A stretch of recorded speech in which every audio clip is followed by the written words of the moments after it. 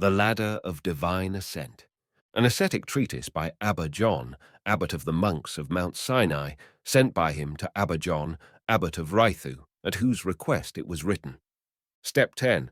On slander or calumny. No sensible person, I think, will dispute that slander is born of hatred and malice. Therefore it comes next in order after its forebears.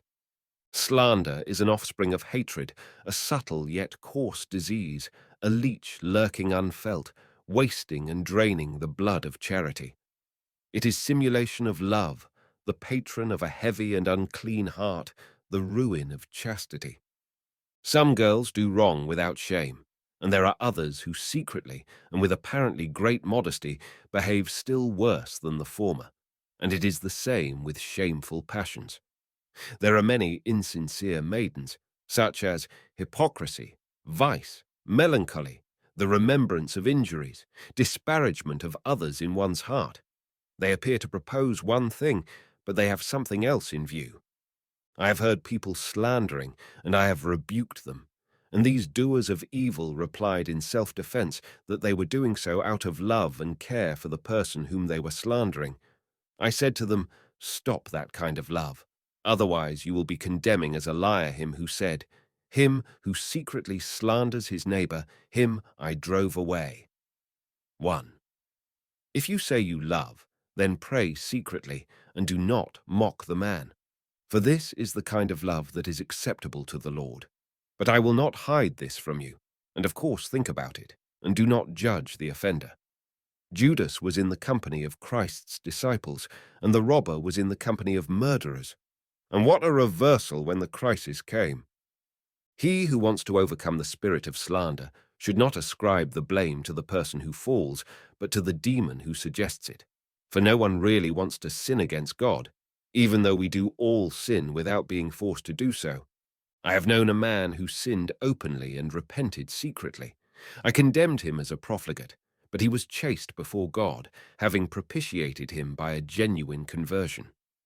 Do not regard the feelings of a person who speaks to you about his neighbor disparagingly, but rather say to him, "Stop, brother. I fall into graver sins every day, so how can I criticize him?" In this way, you will achieve two things.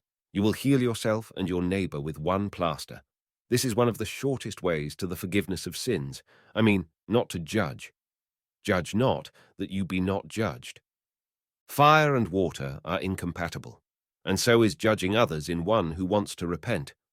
If you see someone falling into sin at the very moment of his death, even then do not judge him, because the divine judgment is hidden from men. Some have fallen openly into great sins, but they have done greater good deeds in secret.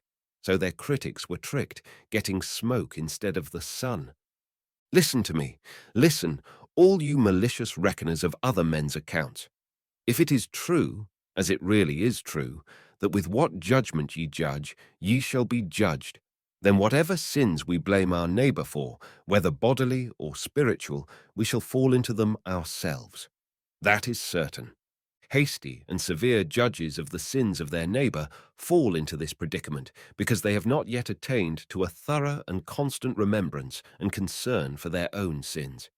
For if anyone could see his own vices accurately without the veil of self-love, he would worry about nothing else in this life, considering that he would not have time enough for mourning for himself, even though he were to live 100 years, and even though he were to see a whole river, Jordan of tears streaming from his eyes. I have observed that mourning, and I did not find in it even a trace of calumny or criticism.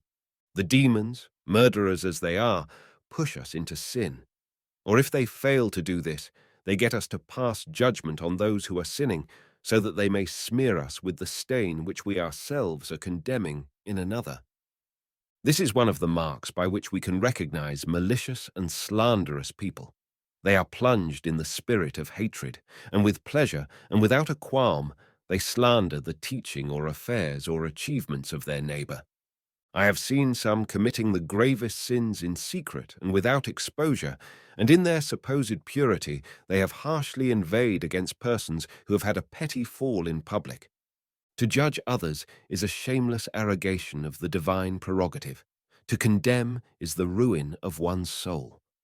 Self-esteem without any other passion can ruin a man, and in the same way, if we have formed the habit of judging, we can be utterly ruined by this alone, for indeed the Pharisee was condemned for this very thing. A good grape picker who eats the ripe grapes will not start gathering unripe ones. A charitable and sensible mind takes careful note of whatever virtues it sees in anyone, but a fool looks for faults and defects. And of such it is said, "They have searched out iniquity and expired in the search." Do not condemn, even if you see with your eyes, for they are often deceived. The 10th ascent. He who has mastered it is one who practices love or mourning.